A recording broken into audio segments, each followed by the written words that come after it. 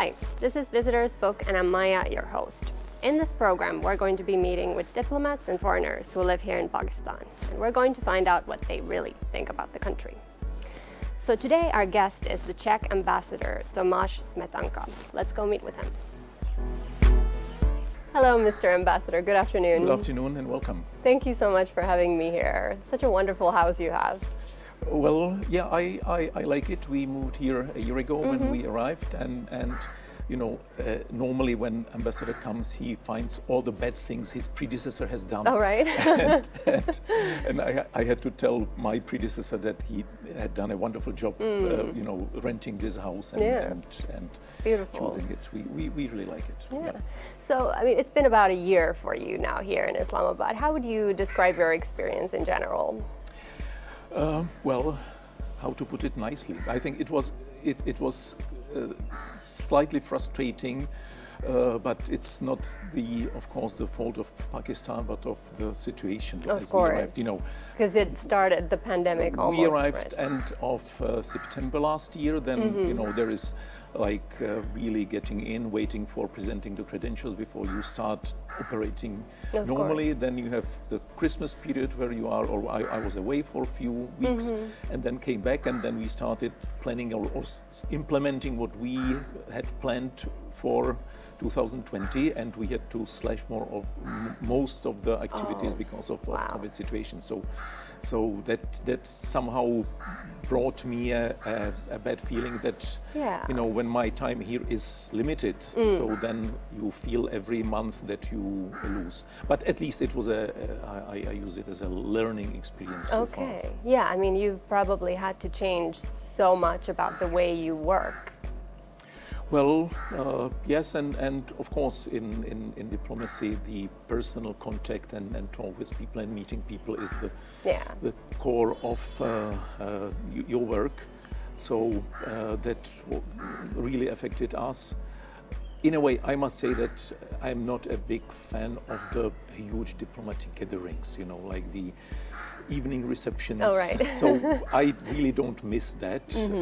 And it made us rather concentrate on smaller events for limited number of people, which would be more, that would be safer and that could keep all the health precautions. But then it enables you to really get more into depth, and you had a more thorough conversation and learn many more things than just the often very, I would say, formal talk that you can manage during the, you know, big national day celebrations and this type of things. So, in a way, the effect was not always negative, I would say. Okay, that's very interesting.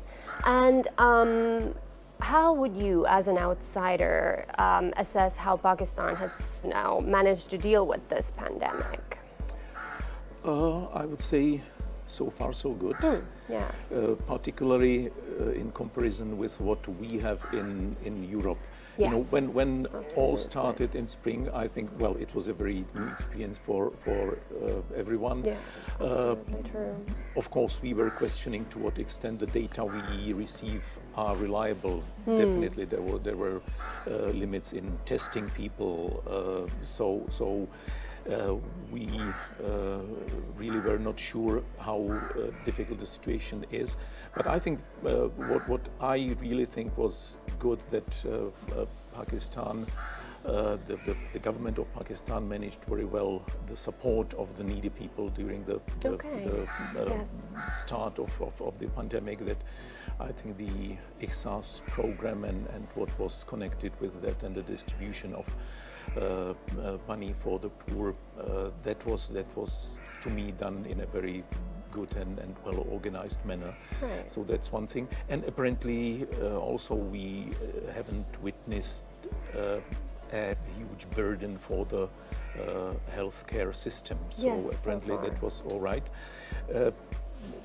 I compare it to the situation we had in Europe or in my country, Czech Republic, where the spring part of the whole thing was at the end with strict measures but very low number of infection, but now in this period it's quite dramatic, and you see it more or less in many, if not all, European countries. Yeah, the and second wave. in these days we are probably affected more than many other countries. Really? Around, So it's getting quite bad there now.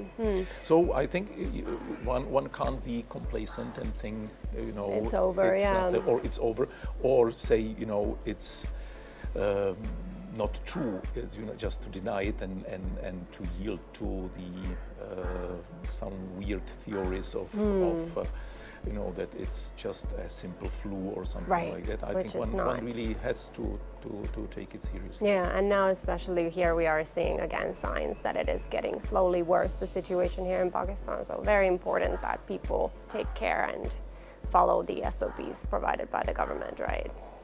Yeah, here I think it shows that only during the period of Eid, when I think there was some relaxing of the habits and measures and precautions, and then you saw it at the end of June, beginning of July, it reflected in the rise of cases. So I think that's a warning that when you relax your vigilance and so that it then can really affect you. And well, Pakistan is a country with a young population, so apparently that also helps. In our case, now we have a really rising number of also cases in hospitals and death, and they are people mostly of older age, so that helps to Pakistan, but I think one definitely shouldn't underestimate it. Yeah, absolutely. So another thing that obviously was affected hugely by the pandemic was travel. How often do ambassadors usually go back to their home country in normal circumstances? Well, I think it really depends on country to country, and in our system we travel once a year because we always in end of August every year we have a conference of ambassadors at the foreign ministry where all the ambassadors from the whole world get together, and this year it was the first time after 25 years when this whole thing was it was postponed at the time and postponed for January, and now it has been cancelled, even the January term, because of things are not getting better. So we normally would travel once a year, and we did travel actually.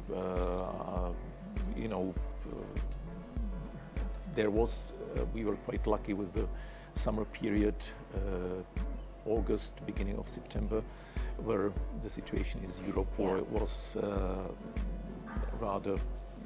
We thought we overcame the difficulties. So restaurants were open. You could the travel was possible. So we used that opportunity and got our holidays for a few weeks in Europe. Okay, that's good. And is your family here with you? Well, my wife is here, and we have 3 adult or young adult children, and so they are in Europe. They either work or study in Europe, so they are not here. And that was actually COVID prevented them from coming here, because we planned that they would visit us. Of course, the first summer which was free for them, we planned their visit, but unfortunately it didn't take place. But hopefully it will come later. Hopefully. And where are you yourself from in the Czech Republic?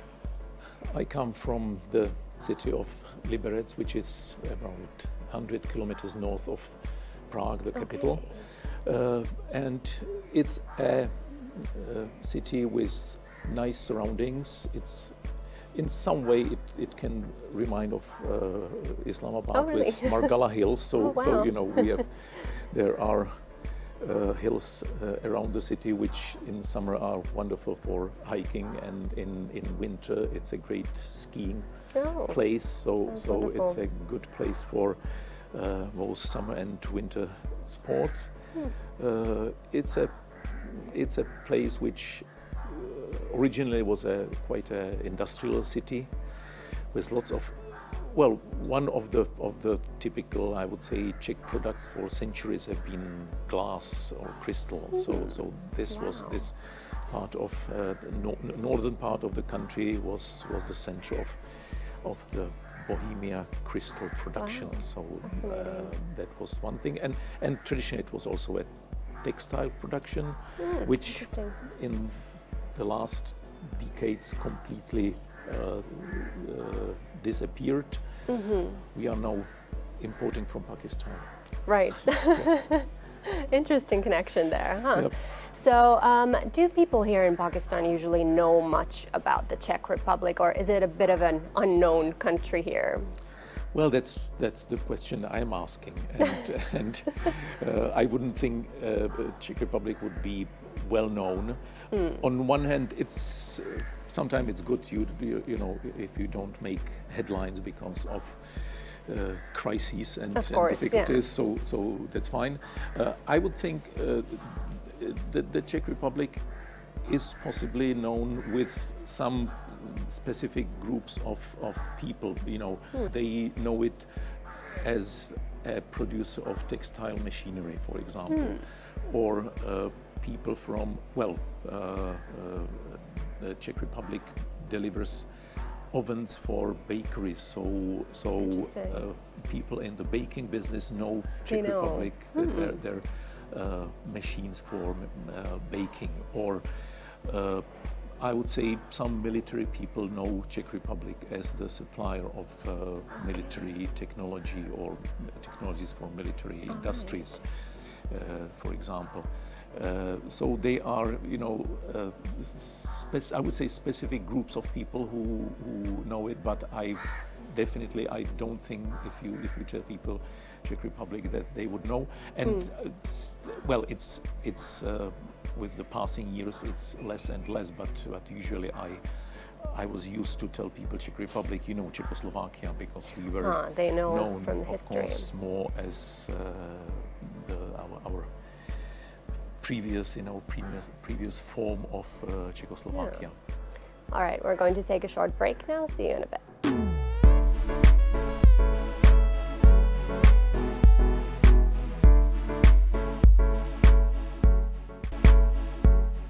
Welcome back. I'm here in conversation with the Czech ambassador, Mr. Tomas Smetanka. So, Mr. Ambassador, I wanted to ask you, what makes Pakistan an important country for the Czech Republic? All the things that make Pakistan important in general. That means fifth largest country, country being in a important part of the world, country important in terms of security, in terms of political development, definitely for us as a big country and for Pakistan as a big country and Czech Republic being a country very much dependent on exports, it's important for Czech businesses. So that's why we follow what's going on in Pakistan and why we are trying to continue developing our relations and why we are working hard here. How much scope do you see there being in increasing trade between the two countries or attracting more investors here in Pakistan from Czech Republic? Well, I think the scope should be there by looking at sheer numbers. You know, if you see the size of Pakistan population, so then it should give definitely it's a huge market. Yeah, and then I would think also the problems that the country is heading and it's solving, that's something where Czech technologies could very well help and be used for, which is definitely energy generation, micro and small hydro power plants, for example. That's something which is used in many parts of the world and I think can be used in Pakistan as well.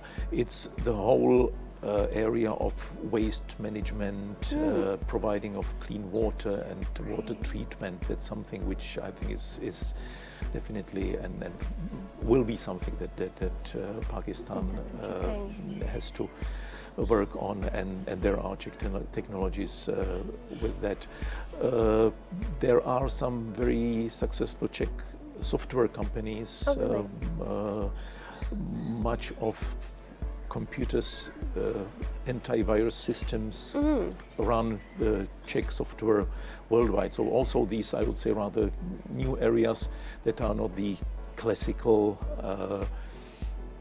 machinery production that was the traditional product of Czech Republic or Czechoslovakia before. So these are things that can be used in Pakistan. Vice versa, the Pakistani exports to Czech Republic are, I think, quite satisfactory. The volume of Pakistani exports is growing, especially since 5 years ago when the European Union introduced its GSP plus privileges for Pakistani exports, which can enter the EU market. That means including Czech Republic without tariff barriers. So this is already happening, and I think we are now trying, and I would try to concentrate on the flow of business from the other direction. Yeah. Okay. And are there many, I mean, I think most people know the company that produces shoes here. Are there any others that are currently here in Pakistan? I think that's probably the only well-known brand in Pakistan that has a, I would say, Czech connection. Okay. Otherwise, unfortunately, there is no subsidiary of the Czech company present in Pakistan. There are largest part of Czech exports currently is passenger cars. So Škoda car, which is a Czech brand, is rather successful in worldwide markets. Unfortunately, you can't see those cars in Pakistan. I saw some photographs of the 1960s where taxis in Karachi. So historically, they used to be here. So maybe they need to bring it back. That could possibly be brought back. And then, you know, as I mentioned, there are some specific areas of industries which use Czech products, and they have, some of them have long established partnership with Czech suppliers, but they are not, I would say, brands that would be well known, or that if someone mentions them, you would know that, oh, it's a Czech product. So that's something we'll have to work on. Okay. So another thing people here in Pakistan are always very interested in is opportunities for higher education abroad. Are there any programs for Pakistani students who would wish to study in the Czech Republic currently?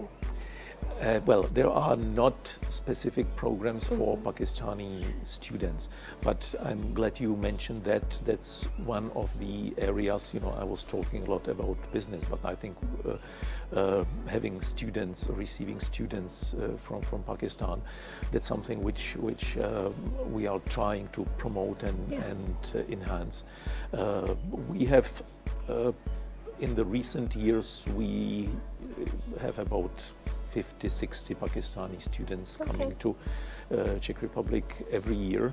There are programs, I think almost every university in Czech Republic has programs in English. So of course we are not forcing anyone to learn Nobody Czech. Has to know Czech, and I was quite happy to see even this year, when it was all affected with the COVID situation, that we had a number of students who found that there are universities in Czech Republic which, you know, it's not, I would say, Oxford or Cambridge, but in the rating of universities, they stand in a quite good position. Yeah, absolutely. And if you consider living conditions in the Czech Republic, the cost of living, the cost of the tuition fees and everything. So there were Pakistani students who I think quite wisely identified that that would be a good place for them to study. So we definitely, we are planning an information campaign and other ways how to promote the Czech universities and this type of context between the two countries, because I think it's really important not just for the students, but by having foreign students in your country, it cultivates a very good community that can then very much help in promoting other relations and get a favorable view of the country, because I think the students who are in the Czech Republic really do enjoy their stay, and they in most cases are really leaving the country with the notion that this was time well spent, and being the knowledge that they gained, the qualification, and many of them decide to stay in the Czech Republic as well. Oh, really? Wow, that's amazing. So, talking about education, you yourself, Mr. Ambassador, you have a very interesting background. You studied Middle Eastern or Oriental studies. Yeah, basically Arabic and Arabic. Middle Eastern studies. How did this interest come about? What sparked it? I think you probably have to consider that was a time 45 years ago, more or less, which was a different world. That was a different century or a different millennium. So no internet at the time, no low-cost airlines, and on top of that, I was living at the time in the country which was behind the Iron Curtain. Yeah, exactly. Which means we were really limited in our choices in traveling, in communicating with the world. Getting this type of knowledge, studying linguistics, also combined with history and combined with social studies and whatever was involved in that program would help me to get out of the country and learn more about, get out to the world, and yes, it worked that way, even if, or maybe also because of the overall conditions changed. But I think it made me well prepared for my future professions, which from then on really led me to various parts of the world. Exactly. But I would say almost everywhere I used what I learned at the university, which was this knowledge of the Middle East and its language. And you also studied in Cairo, correct? That was part of, I spent 1 year or 6 months actually in Cairo University as my first longer stay abroad, which was very good for, I would say, practical reasons. For a young graduate of linguistic studies, it was good to have opportunity to use it in practice and gain some, I would say, hands-on experience with the subject of your studies. Exactly. And how fluent in Arabic are you now? Difficult to say. I used it in the countries where I worked or served. I try to use it occasionally with some Arab colleagues from the diplomatic corps, but it's just a few, I would say, courtesy sentences. Okay. So sometimes when I get to a boring meeting, I am trying to translate it into Arabic in my head. So that's a good hobby. so I'm trying not to lose or forget everything. Yeah, and I mean it must help here as well because Urdu has a lot of Arabic words. That's right. Yeah. I'm I still have the ambition to learn at least some Urdu, Oh, great. and Yeah. yes, I can at least read the script and Exactly. identify the words of Wonderful. Arabic origin. Yeah. Excellent. Yeah. All right, time to take another short break. I'll see you in a bit.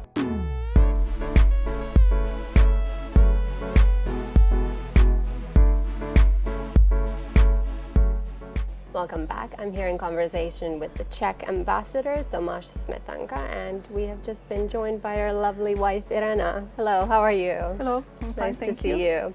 So you both, like we just discussed, have been living in many, many different countries so far. It was Jordan was the first place you went to, right? Then China, then South Korea, Wow. and Indonesia. Oh wow, that's amazing. How would you compare those countries to Pakistan? What has your experience been here personally? So, I think Pakistan is something which combines slightly what we know from the Arab world, from the Middle yeah, East, absolutely. and definitely closer to that. But we were also, as Irena mentioned, in Indonesia, which is the biggest largest Muslim country. So in some ways there are, things that relate to culture, way of life, which are similar to Pakistan. I would think that you can hardly compare, or you can of course compare Pakistan with let's say South Korea, but they are really two very different cultures in terms of family habits, working habits, art, culture, and everything. But I think what made us quite prepared for Pakistan was definitely the stay in Middle East. That means we spent 5 years in Jordan, so Right. Oh, that's a long time. was the longest experience. Yeah. And I think partly Indonesia also. Yeah, that of were the course. two countries that I would say were, of course, closest Yeah. to Pakistan, and in some way really prepared us for this stay. Yeah. Well, what I'm interested in is you, of course, like when you found out that your husband would be posted to Pakistan, what was your first reaction? What did you think? Well, I was happy because Yeah?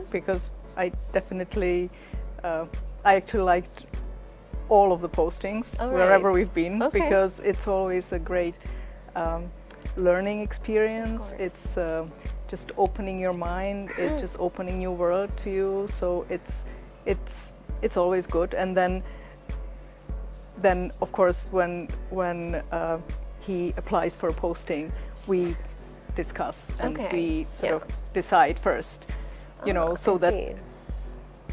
there's no case that Somebody this just says, this yeah. posting would come and I would say, oh no, I'm not going.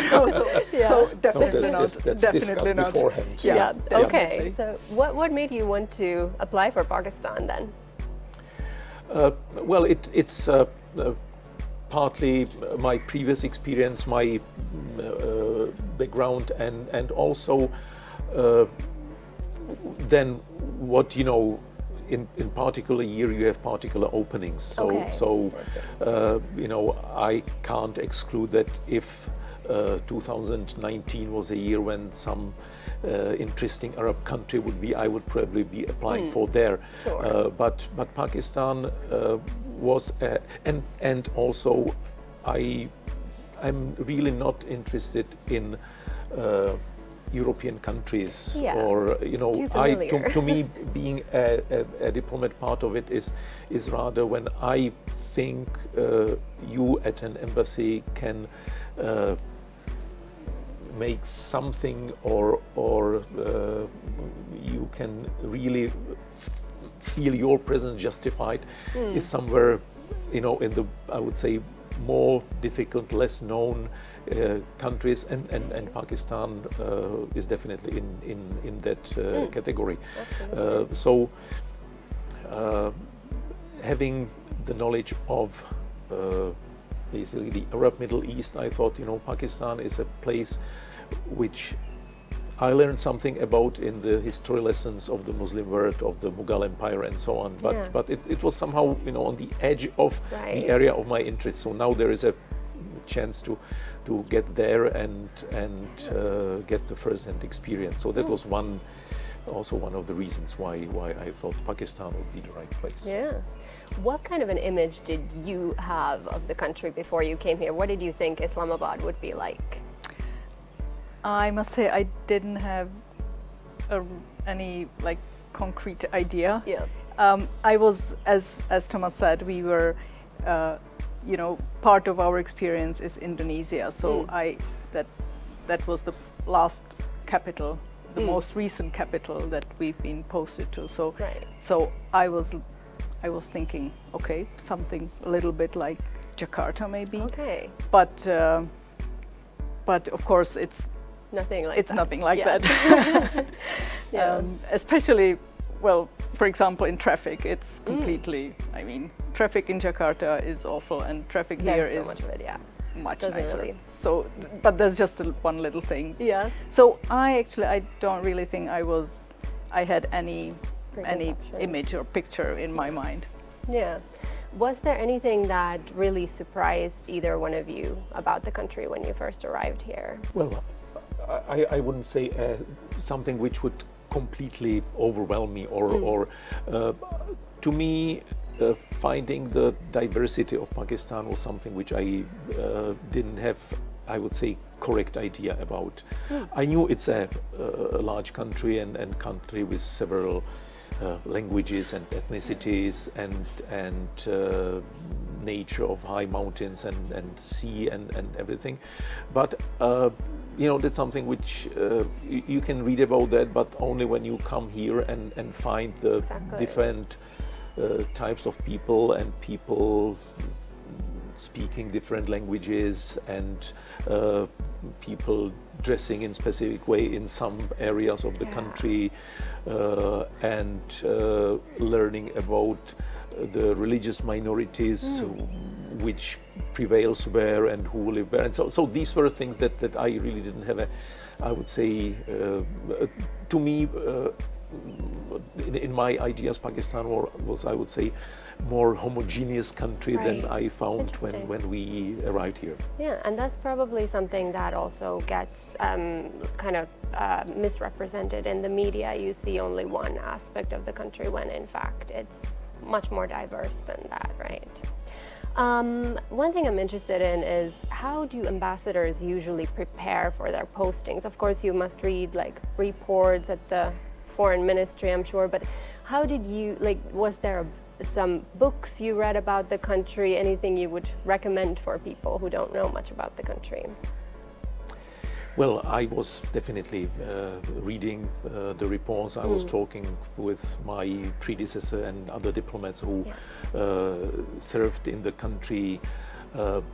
I think we read some of the books by Pakistani authors, right? We watched The Reluctant Fundamentalist and few the things that are available abroad. So that's what we learned before.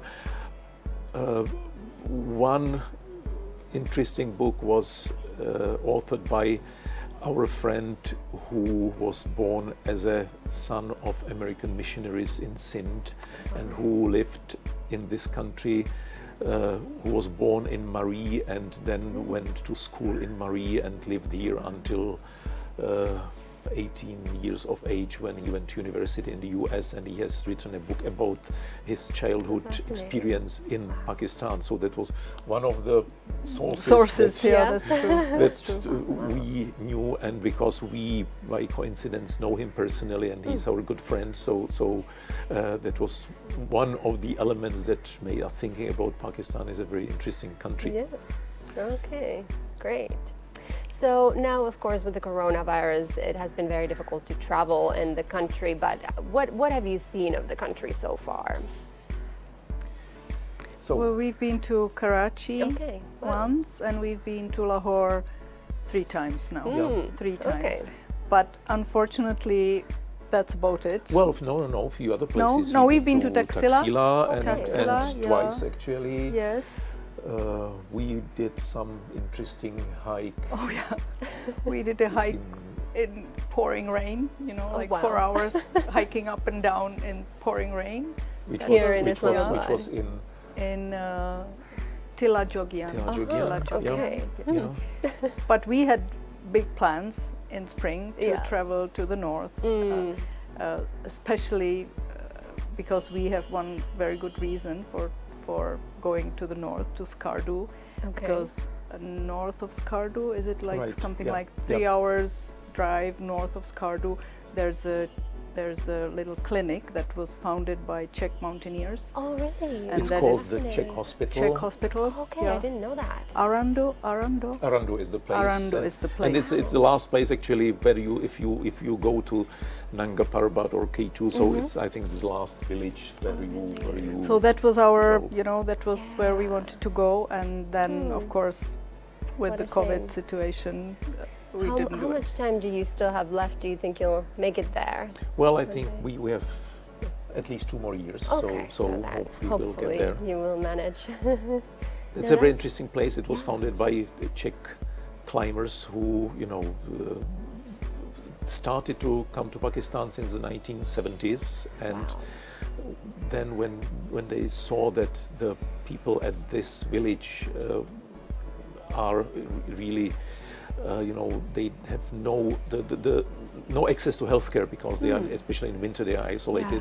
So they started a small organization and fundraising, and they built the hospital or the clinic, and they had wonderful results with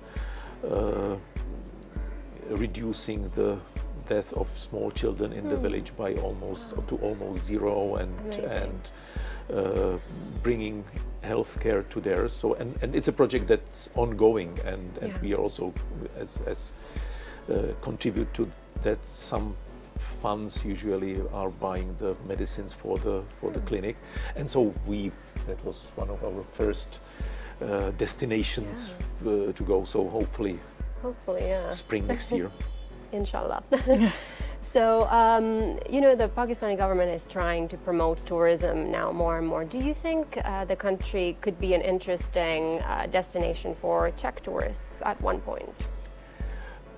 I would think it will. There are some very special places. As I mentioned, there were, at least I know that since 1970s, since the first expeditions to Karakoram, there were Czech mountaineers or climbers coming quite often. Actually, even this year during the Corona crisis in August, there was a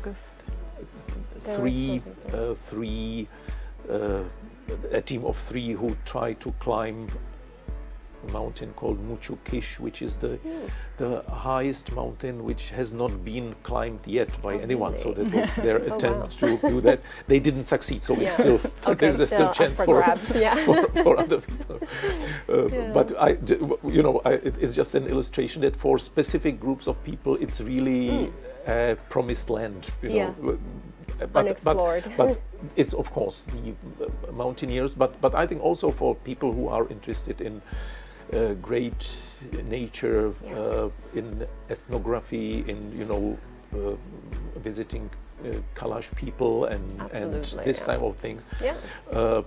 There are things. Our other intended destination is to see the polo tournament in Chandru Valley, Chandru Pass, and these type of things. I think for people who can appreciate this, that's really a place where people would go, not in millions or hundreds thousands, but it would definitely be a good or attractive place. Yeah, absolutely.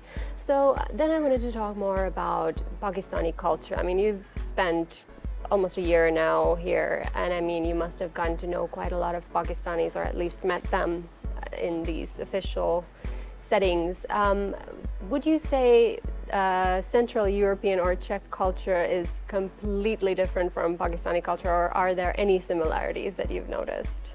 Well, on as a first answer, I would say yes, there are very different definitely I would say, or I would see many more opposites and differences than commonalities.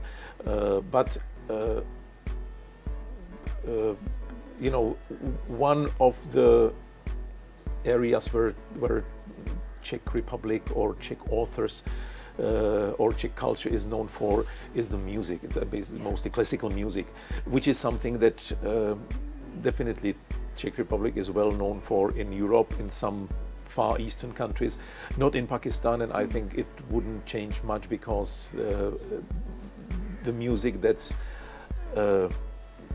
presented here and appreciated here is very different. And I think for the, I would say, classical European music, there is a very limited audience. Yeah. On the other hand, I found that there were Czechs inspired by Qawwali music, and that there are musicians, and I'm sure that it would work the other way around as well. That you know, there definitely are people, it's in music or in fine arts, who can find something inspiring and something in common. 2 weeks ago, we visited the Fakir collection in Lahore. Oh, wow. And I found there a wonderful miniature which so much reminded me of a type of painting by a contemporary Czech author, and you just see that there are, you know, by coincidence you can find similarities in picturing people and things. So I'm sure that for a painter, an artist, a sculptor also getting to Pakistan or vice versa would be inspiring. So however distant the cultures are, there are things which one can very well appreciate and understand from the other. Yeah. So what about your daily life here in Islamabad? Is it very different from what you were used to, say, in Indonesia? Are there any, like, well, of course now with the coronavirus there are some restrictions, but how has your experience here in the city been? Well, for me it's definitely very different, because in Indonesia we had 2 of our kids with us. Yeah. So of course that changes your kind of priorities and your daily program. But in terms of, as I mentioned, moving around the city here is much easier. Not so stressful, yeah. Not so stressful. You don't need so much time for moving from A to B. You know, so in that way, I'm much freer. Okay. More free. Interesting. Yeah.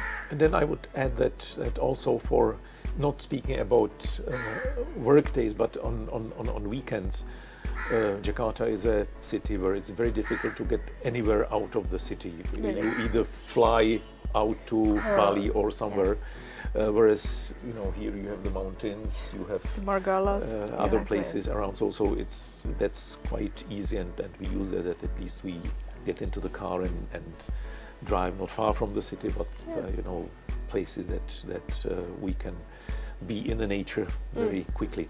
Exactly. And I mean, do you like to go hiking here? Is that something you do here in the Margala Hills?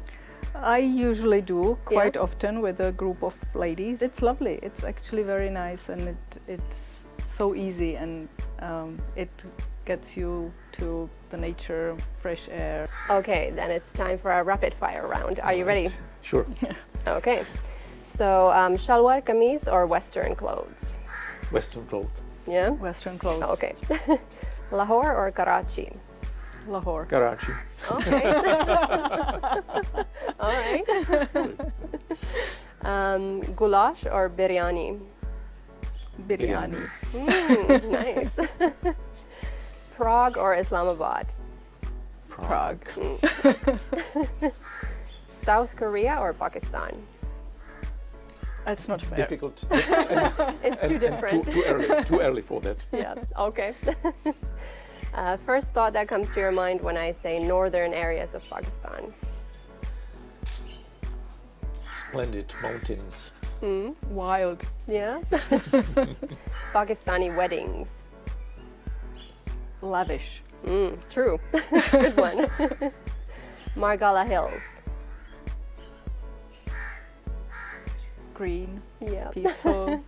True. Truck art. Wonderful, or wonderful expression of human nature. Ah, interesting. Wow. Favorite word in Urdu? G. G. That's a very useful one, by the way. I love that. Okay, the best thing about Pakistan? People. True.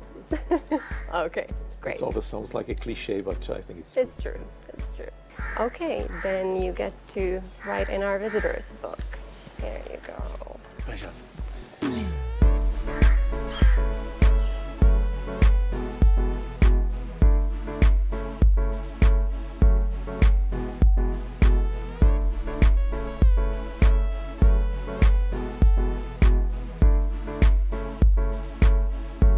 So that's it.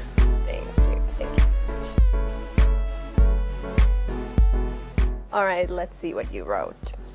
Thanks for the chance to present at least a bit of the Czech Republic to the viewers in Pakistan, with best wishes for overcoming the pandemic soon. Indeed. Thank you so much, both of you, for being on the show. I hope you continue to have a lovely time here in Pakistan. Thanks a lot. Our Thank pleasure. you. Thank you so much. It was a pleasure. That's it for today. Please join me again next week, and don't forget to follow us on our social media accounts at indus.news. Stay home, stay safe. Goodbye.